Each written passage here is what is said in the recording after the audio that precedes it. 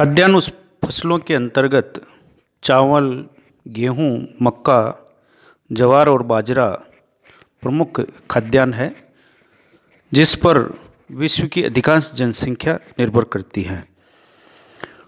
विश्व की आधी से अधिक जनसंख्या का जो भोजन है वो चावल से प्राप्त होता है। खाद्यान्न के रूप में चावल का उपयोग विश्व की आधी से अधिक जनसंख्या जो है चावल का खाद्यान्न के रूप में उपयोग करती है। प्रमुख खाद्यान्न फसल होने के साथ साथ इसकी जो कृषि है 3000 वर्षों पूर्व प्रारंभ की गई। दक्षिण एशिया और दक्षिण पूर्व एशिया में जो है भारत, चीन और उसके आसपास जो निकटवर्ती जो देश है उनमें चावल की कृषि 3000 वर्षों से पूर्व ही प्रारंभ की गई। भारत, चीन, Burma, Philippines, Malaysia, Vietnam, Cambodia और पाकिस्तान और बांग्लादेश का जो क्षेत्र उष्ण और आर्द्र जलवायु का जो खंड है उन खंडों में 3000 वर्षों से पूर्व चावल की कृषि की जाती। और भारत और चीन से ही जो है यूरोपीय देशों को चावल की फसल के बीज यहाँ से गए। इन्हीं क्षेत्रों से जो है चावल को ले जाकर यूरोपीय देशों में खेती प्रारंभ की गई।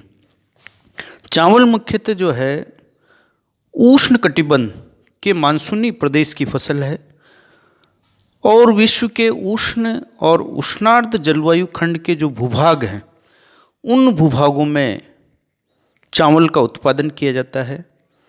विश्व में जो है अक्षांश के दृष्टिकोण से देखें तो 40 डिग्री उत्तरी अक्षांश से लेकर 30 डिग्री दक्षिणी अक्षांश तक का जो प्रदेश क्षेत्र है धरातल पर, पृथ्वी पर, उस क्षेत्र में उष्ण और आर्द्र जलवायु है।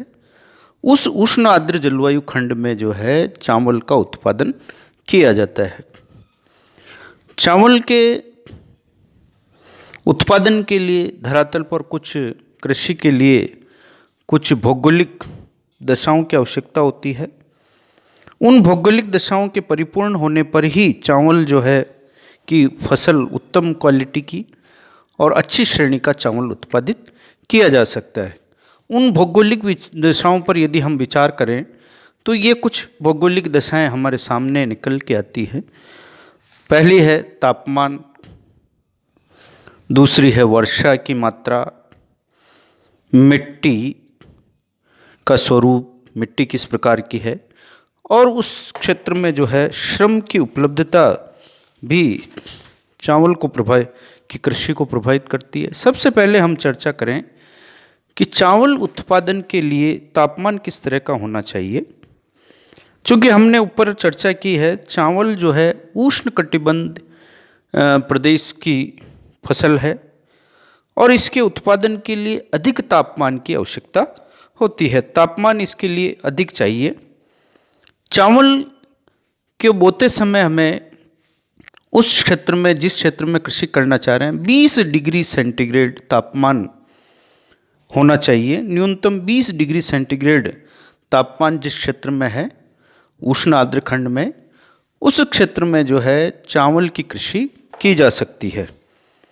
चावल जब बड़ा हो जाता है, पकने की स्थिति में होता है, तो चावल के 27 डिग्री सेंटीग्रेड तापमान की आवश्यकता होती है। 27 डिग्री से अधिक तापमान होने पर चावल जो है अच्छी तरह से पकता है और इसके लिए जो है दाने के परिपक्व और सूखने के लिए 27 डिग्री सेंटीग्रेड से अधिक तापमान की आवश्यकता होती है। जिन क्षेत्रों में तापमान 20 डिग्री से कम है उन क्षेत्रों में चावल की कृषि नहीं की जा सकती है, क्योंकि चावल के लिए जो आदर्श तापमान है वो 20 डिग्री न्यूनतम है और 27 डिग्री से अधिक तापमान होने पर ही जो है इसकी कृषि संभव है।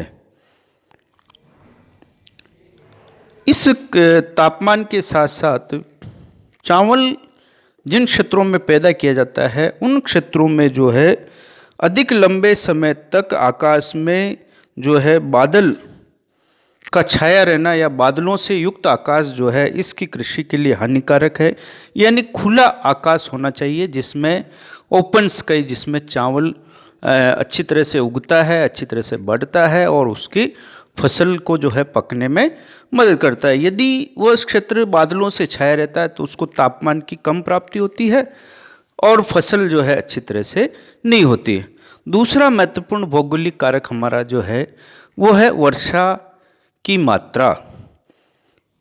फसल के उत्पादन के लिए हमें जो है जल की आवश्यकता होती है और चावल की फसल के लिए अधिक जल की आवश्यकता होती है। चावल की कृषि के लिए जल की बहुत अधिक आवश्यकता होती है क्योंकि ये पौधा जो है जल प्रिय पौधा है। इसके खेतों में जो है पानी भरा रहना चाहिए। जब चावल का पौधरोपण किया जाता है तो उन खेतों में जो है 1 से 1.5 फीट तक पानी भरा रहना चाहिए, जब भी जाके जो है यानी वो पौधा जो चावल का वो पानी में डूबा रहना चाहिए और अधिक आवश्यकता होती है पानी की। अतः उन क्षेत्रों में, उष्ण आर्द्र क्षेत्रों में जहाँ वर्षा 150 सेंटीमीटर से 200 सेंटीमीटर के बीच में औसत वर्षा होती है, उन क्षेत्रों में जो है चावल पैदा किया जाता है। और यदि इस वर्षा से कम वर्षा होती है लेकिन दूसरी दशाएं पर्याप्त हैं तो उन क्षेत्रों में सिंचाई की सहायता से चावल की कृषि की जाती है। जैसे पंजाब, हरियाणा ऐसे क्षेत्र हैं जहां वर्षा की मात्रा कम है लेकिन तापमान पर्याप्त है, मिट्टी उपजाऊ है, सस्ता श्रम है, तो इस वर्षा की कमी को पूरा करने के लिए सिंचाई का सहारा लिया जाता है और चावल का उत्पादन किया जाता है। साथ ही जल की पूर्ति के लिए जो नदी के किनारे वाले भाग हैं, कछारी मैदान है, बाढ़ वाले क्षेत्र हैं, जहां चावल के लिए आदर्श दशाएं हैं, उन क्षेत्रों में चावल का अधिक उत्पादन किया जाता है। तीसरी जो महत्वपूर्ण भौगोलिक आवश्यकता है, भौगोलिक दशा है चावल के उत्पादन के लिए है, वो है मिट्टी का उपजाऊ होना। चावल के लिए हमें चिकनी मिट्टी, गहरी चिकनी दोमट मिट्टी अधिक उपयुक्त होती है क्योंकि इस मिट्टी में जो है अधिक समय तक जल रुकता है, जल ठहरता है और उनकी चिकनाहट जो है पानी को बनाए रखती है।